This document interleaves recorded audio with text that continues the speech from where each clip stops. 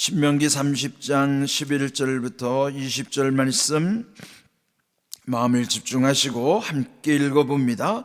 내가 오늘 네게 명령한 이 명령은 네게 어려운 것도 아니요 먼 것도 아니라 하늘에 있는 것이 아니니 네가 이르기를 누가 우리를 위하여 하늘에 올라가 그의 명령을 우리에게로 가지고 와서 우리에게 들려 행하게 하랴 할 것이 아니요 이것이 바다 밖에 있는 것이 아니니 내가 이르기를 누가 우리를 위하여 바다를 건너가서 그의 명령을 우리에게로 가지고 와서 우리에게 들려 행하게 하랴 할 것도 아니라 오직 그 말씀이 내게 매우 가까워서 내 입에 있으며 내 마음에 있은즉 네가 이를 행할 수 있느니라.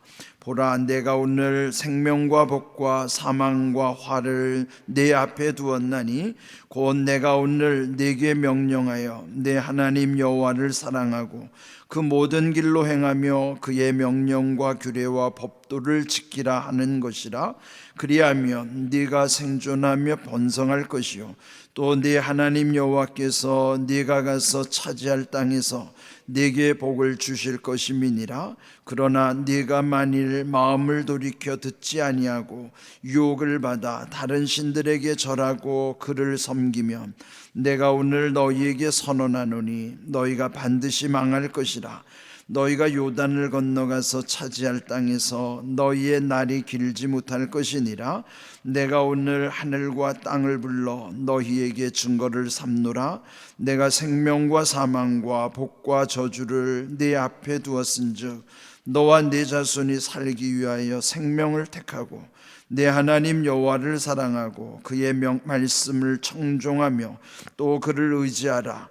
그는 내 생명이시요 내 장수이시니 여호와께서 내 조상 아브라함과 이삭과 야곱에게 주리라고 맹세하신 땅에 네가 거주하리라. 아멘. 신명기 이제 마지막 부분을 향하고 있습니다. 오늘 주신 말씀을 제목은 11절에 명기된 대로 어려운 것도 먼 것도 아니라, 이 하나님이 주시는 그 약속의 말씀, 그것은 우리에게 명령이죠. 그런 명령은 반드시 지켜야 하는 것인데 또 명령이 때로는 부담되죠. 그렇지만은 그 명령하신 바를 만일 우리가 지킬 수 없다면, 즉 불가능하다면 하나님이 우리에게 명령하시지도 않았을 거예요. 할 수 있기 때문이고 가능하기 때문에 우리에게 그 명령대로 삶으로 복을 받기를 원하시는 것이 하나님의 뜻입니다. 오늘 이 주신 말씀을 잘 경청하면서 하나님의 본심을 잘 깨닫기를 바랍니다. 11절, 내가 오늘 네게 명령한 이 명령은 네게 어려운 것도 아니요 먼 것도 아니라. 그러면서 12절 13절에 보면은 하늘에 있는 것도 아니요 바다 밖에 있는 것도 아니다. 그렇다면 하늘 위에 있다 그러면 그걸 어떻게 우리가 그걸 가지고 올 수 있겠는가? 근데 12절에 그런 내용이요. 내가 이르기를 누가 우리를 위하여 하늘에 올라가 그의 명령을 우리에게로 가지고 와서 우리에게 들려 행하게 하려 할 것이 아니요. 이미 하나님은 모세를 통해서 또 주의 종들을 통해서 하나님의 말씀을 전해 주셨잖아요. 그러므로 그게 하늘에, 우리가 닿을 수 없는 하늘에까지 올라가서 그걸 가지고 와야 한다는 말도 안 되는 억지를 우리 부릴 필요가 없는 것이죠. 또 13절, 바다 밖에 있는 것이 아니니 내가 이르기를 누가 우리를 위하여 바다를 건너가서 그의 명령을 우리에게로 가지고 와 우리에게 들려 행하게 하려 할 것도 아니라. 그럼 이게 무슨 말씀일까요? 그래서 멀리 있는 것도 아니고 어려운 것도 아니라.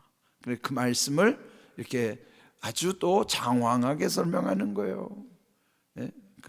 얼마나 이해가 안 되면 이렇게 풀어가지고 또 예를 들어서 이렇게 모세가 지금 설교하고 있는 내용이죠.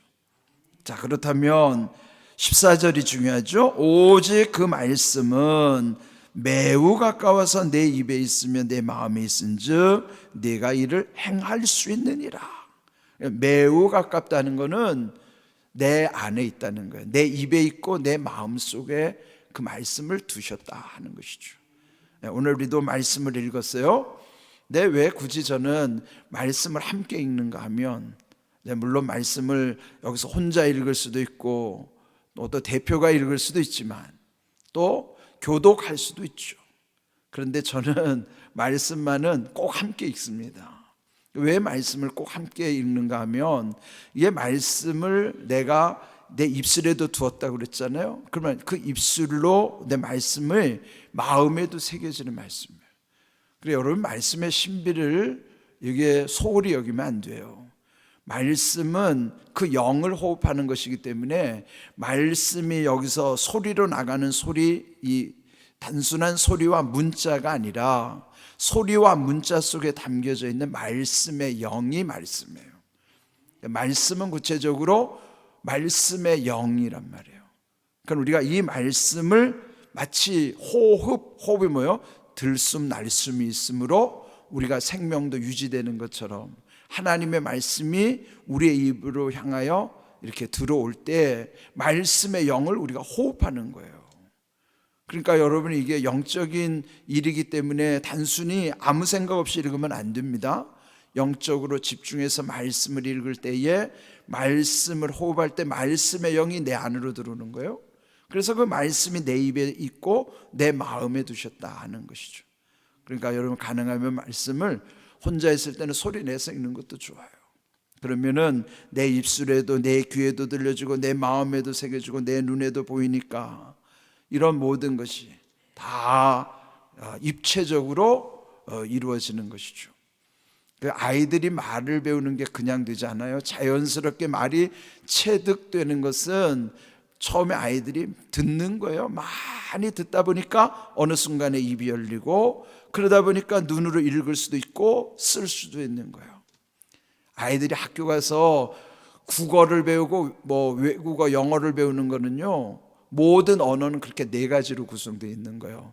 듣기, 말하기, 읽기, 쓰기, 이 4가지가 언어의 기본인데, 우리가 이 하나님의 말씀도 이렇게 먼저 많이 듣고 또 말하고 그러고 읽고 쓰는 것, 요즘에 또 이렇게 성경 필사하시는 분들도 계시던데 그거 아주 중요합니다.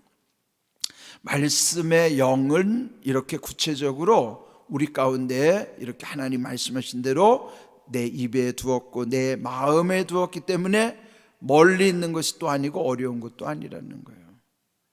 그런데 여러분, 어떤 심리학자들이나 요즘 이제 의사들도 그런 얘기하죠.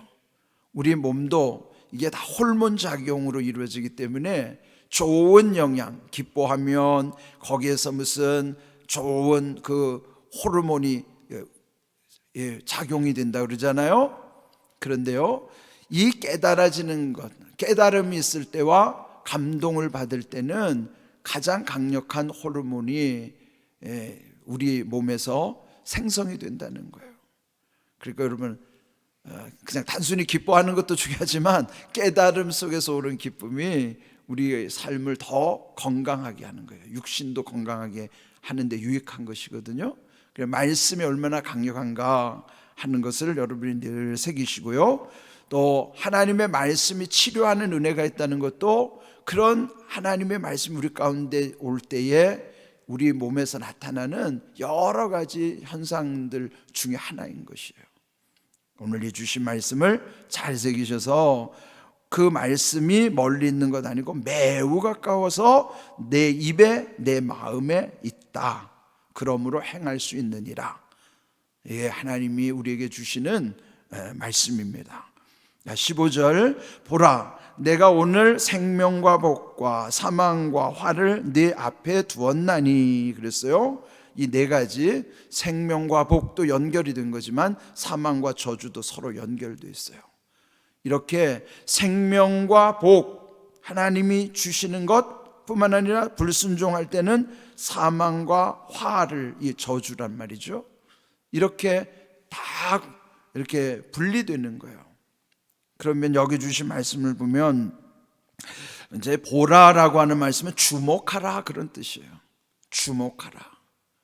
그러면 여기에서 생명과 복에 관한 말씀은 16절에 있고 사망과 화, 즉 저주에 관한 말씀은 그 다음 17절, 18절 말씀에 담아두신 거예요.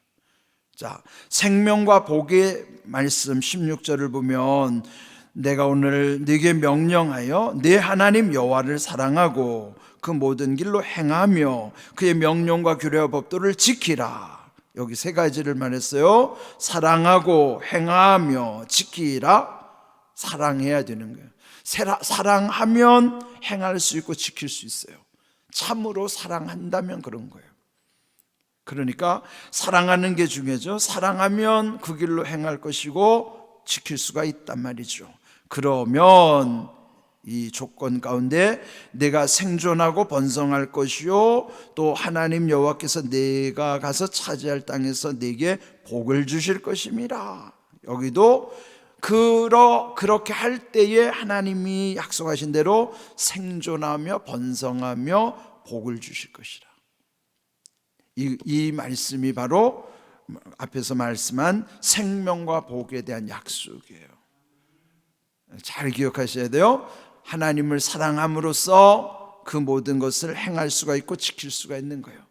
그럴 때 우리를 살게 하시고 번성케 하시고 복을 주시겠다, 그 약속을 이루시겠다는 거죠.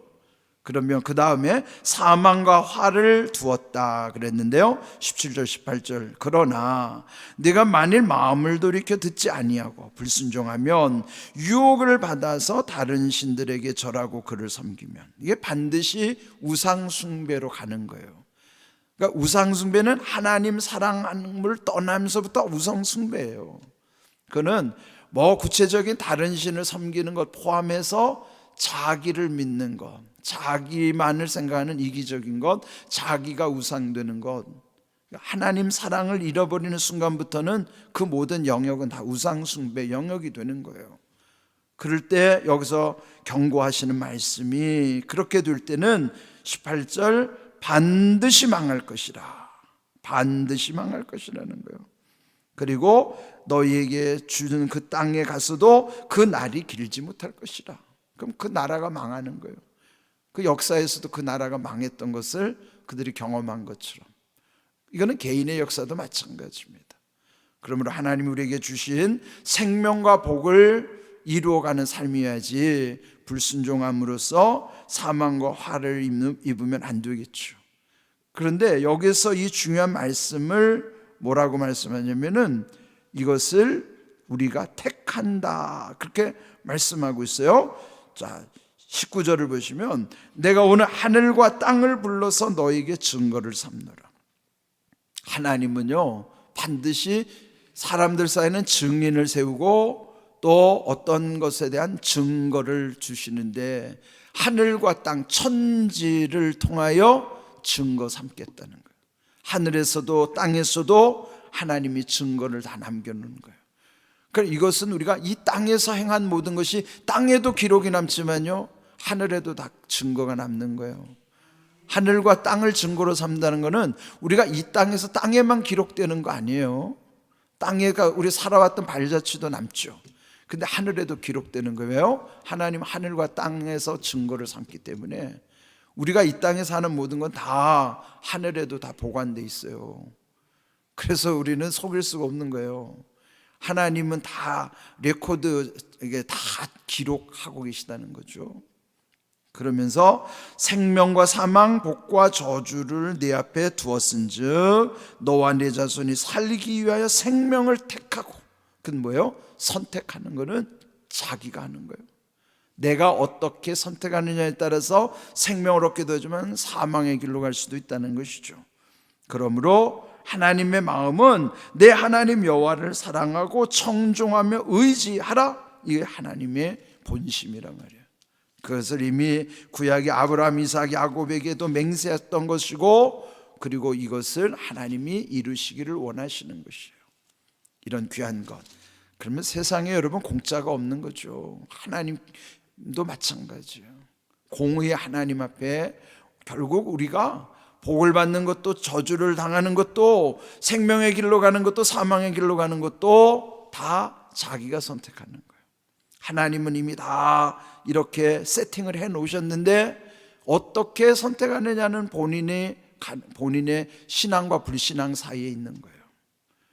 오늘 우리에게 주시는 이 말씀을 준엄하게 새기고 우리 모두는 하나님이 정말 기뻐하시는 길을 가는 것이죠. 그는 순종의 길을 가는 것이고 그래야 그곳이 천국까지 이르는 복된 길인 것 기억하십시오. 오늘 주신 귀한 말씀 마음에 잘 새기시고 우리가 올해 특별히 강조하는 것처럼 말씀대로 이루어지는 은혜와 복, 그 말씀대로 이루어지는 저주도 있어요. 그런데 말씀대로 이루어지는 저주로 가면 안 되잖아요. 말씀대로 이루어지는 은혜와 복으로 가야지. 그래야 말씀대로 이루어지는 은혜와 복, 우리가 늘 그래서 기도하는 거예요. 말씀대로 이루어지는 사망과 저주도 있어요. 그러면 그렇게 하면 안 되기 때문에 말씀대로 이루어지는 은혜와 복을 우리가 항상 우리가 마음에 두고 기도하는 거예요. 그런 귀한 은혜 가운데 여러분의 삶이 정말 하나님께서 기뻐하시는 쪽으로 또 하나님의 말씀대로 이루는 은혜와 복을 힘입어 살아가는 삶이 되기를 주님의 이름으로 축복합니다. 아멘.